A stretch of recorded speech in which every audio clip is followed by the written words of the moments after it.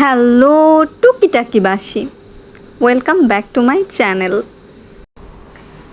একটানা বেশ কদিন বর্ষণের পর আজ রৌদ্রের দেখা মিলেছে। একটা চমৎকার সুন্দর সকাল থেকে আজকের দিনটি শুরু হয়েছে। এমন সুন্দর রৌদ্রোজ্জ্বল দিনে মানুষের মন এবং শরীর থাকে চাঙ্গা। আমারও সেম অবস্থা। বেশ কদিন থেকে অনেক সর্দি জ্বরে ভুগছিলাম। আজ সকালেই ব্যালকনিতে গিয়ে গা হাত পায়ে কিছুটা রৌদ্র মেখে এসেছি। তবে আমার ঘরে দুপুরের আগে খুব একটা রৌদ্র পড়ে না, এই যা দুঃখ। গতকাল রাতে মেয়ের বাবা আমড়া এনে রেখেছিল। এটা এবছরে খাওয়া আমার প্রথম আমড়া। আমার এমনিতেই টক জাতীয় যে কোনো খাবারের প্রতি বিশেষ দুর্বলতা রয়েছে। ছোটবেলায় আম্মু বলতো আমি নাকি টক জাতীয় যে কোনো খাবার ভাতের মতো খাই। মানুষ ভাত যেমন পরিমাণে বেশি খায়, আমি টক তেমন পরিমাণে বেশি খাই। সকালের নাস্তা সেরেই তাই ঝটপট আমরা মেখে নিলাম। সর্দি জ্বরের মুখে খেতেও বেশ ভালো লাগবে। হাজব্যান্ডকেও দিচ্ছিলাম। খাওয়া দাওয়ার পর্ব সেরে বাসি ঘরগুলো গুছিয়ে নিচ্ছিলাম।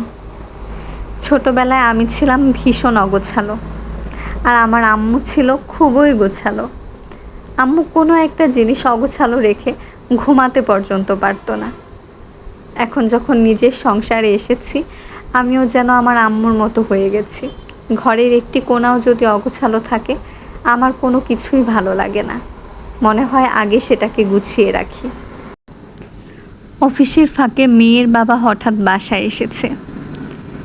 আমার শরীর ভালো নেই জন্য আমার প্রিয় কিছু খাবার নিয়ে এসেছে। এখানে সে নিজে খুলে আমাকে দেখাচ্ছিল।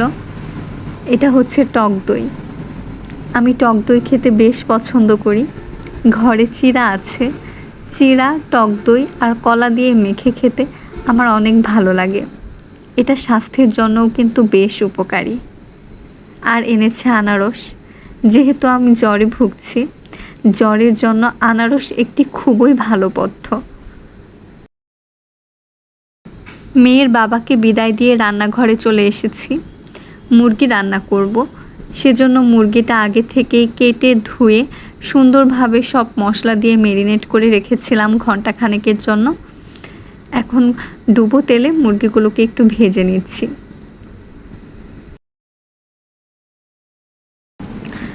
ব্রয়লার মুরগির মাংস এমনিতেই বেশ নরম হয় আর কিছুটা আষ্টে গন্ধ থাকে। তাই এভাবে ভেজে নিয়ে তারপর রান্না করলে আষ্টে গন্ধটাও যেমন থাকে না, তেমনি কিছুটা শক্ত ভাব আসে। মাংসটা খেতে ভালো লাগে। আমি অনেকক্ষণ সময় নিয়ে ঢেকে ঢেকে মাংসটাকে সুন্দরভাবে কষিয়ে নিয়েছি। তারপর বেশ ঘন একটা ঝোল করে তরকারি করে নিয়েছি।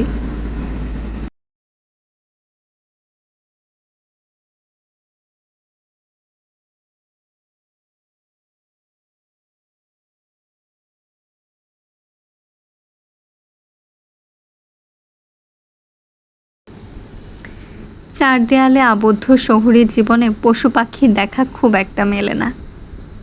রান্নার ফাঁকে হঠাৎ বাহিরে চোখ পড়তেই দেখি সানসেটের উপর একটা কবুতর রোদ পোহাচ্ছে। দেখে এত ভালো লাগলো, মেয়েকেও ডেকে নিয়ে দেখালাম। আমার মেয়ের চোখে পৃথিবীর যে কোনো পাখিই হচ্ছে টিটি, মানে মুরগি। সে কবুতরকে দেখে ভীষণ আপ্লুত হয়ে ডাকলো, টিটি আয় আয়।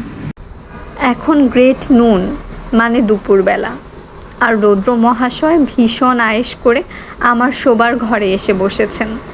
তাকে বসতে দিলাম। সেই সাথে আমিও নিজের হাত পা রোদে মেলে দিয়ে আয়েশ করে বসে রইলাম। ঠিক ধরেছেন, সানবাস্কিং করছি। আর পাশে বসে আমার সঞ্চয়ী স্বামী তার নতুন কেনা মাটির ব্যাংকে টাকা রাখছে, আর তার মেয়েকে সঞ্চয় শেখাচ্ছে। সময়টা বেশ সুন্দর কাটছে।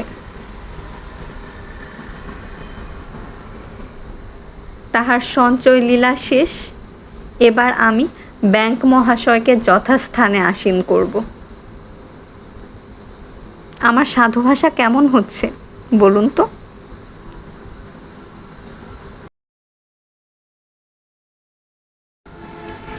বেশ সুন্দর একটা দুপুর কাটিয়ে আবার চলে এলাম রান্নাঘরে। যেহেতু ঘরে মুরগি আনা হয়েছে, আর মুরগি দেখলে আমার মাথায় বিভিন্ন ধরনের রেসিপি খেলা করে। কিচেনে এসেছি একটুখানি তন্দুরি করব, তার সাথে নান রুটি করে নেব বলে। প্রথমে মুরগিটাকে ভালো করে কাট করে নিয়ে এটাকে ফার্স্ট ম্যারিনেশন করে নিয়েছিলাম একটুখানি নুন আর আদা রসুন বাটা দিয়ে। এরপর কিছু সময় রেস্টে রেখে পুনরায় তন্দুরি মশলা, হলুদ গুঁড়ো, মরিচ গুঁড়ো, গরম মশলা গুঁড়ো এর সাথে একটুখানি টমেটো সস প্লাস প্রয়োজনীয় যা কিছু লাগে সেই সাথে সরিষার তেল দিয়ে ম্যারিনেশন করে এটাকে তাওয়ায় দিয়ে দিয়েছিলাম। বেশ ভালো করে উল্টে পাল্টে সব পার্ট ভেজে নিয়েছিলাম, সেই সাথে করেছিলাম নান রুটি।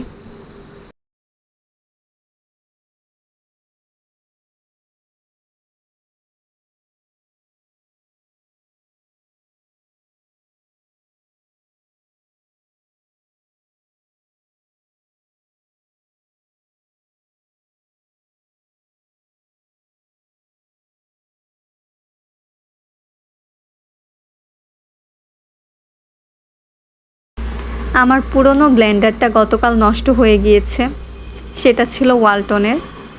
তাই আজ হাজব্যান্ড আবার নতুন আরেকটা ব্লেন্ডার এনেছে। এটা হচ্ছে হামকো ব্র্যান্ডের 3-in-1 মিক্সার গ্রাইন্ডার। এটাতে একই সাথে জুসার, মিক্সার এবং গ্রাইন্ডার আছে। সে সুপার এক্সাইটেড হয়ে আনবক্সিং করছিল, আমিও পাশে থেকে অনেক উৎসাহ নিয়ে দেখছিলাম।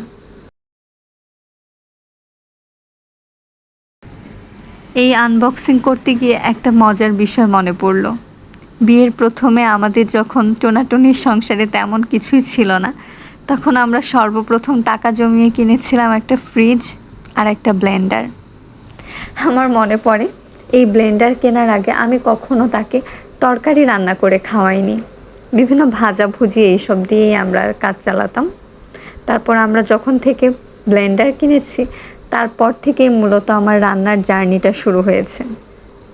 আমার রান্নার বা আমার সংসারের জার্নিটা খুব বেশি দিনের নয়। আমি এখনও খুবই নতুন, আমার সংসার জীবনটাও খুবই নতুন এবং প্রতিদিনই আমি শিখছি।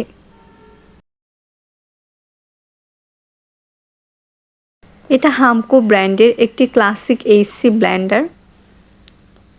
আমি এর আগে কখনো এই ব্র্যান্ডের কোনো ইলেকট্রিক প্রোডাক্ট ব্যবহার করিনি। ইভেন আমি জানতামই না যে বাংলাদেশে এই নামে একটা ব্র্যান্ড এক্সিস্ট করে।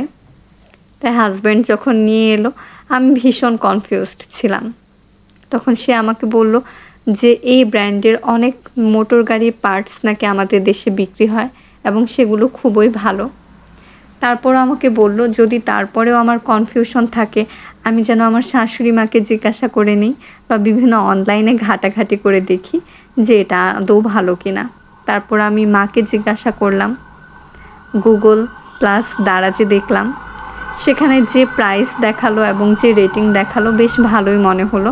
আর বাজারে সে তার বন্ধুর দোকান থেকে কিনেছে, অনলাইনের তুলনায় অনেকটাই কম প্রাইসে এনেছে।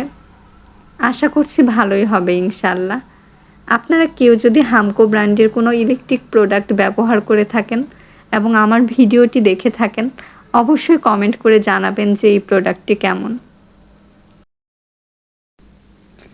ব্লেন্ডারের প্রত্যেকটা পার্ট হাজব্যান্ড আর আমি চেক করে করে দেখছিলাম এবং বোঝার চেষ্টা করছিলাম কোনটার আসলে কী কাজ। এই যে এই পার্টটি হচ্ছে জুসার, জুসারের উপরে একটা ঢাকনার মতো আছে, এটা খোলা এবং লাগানো যায়।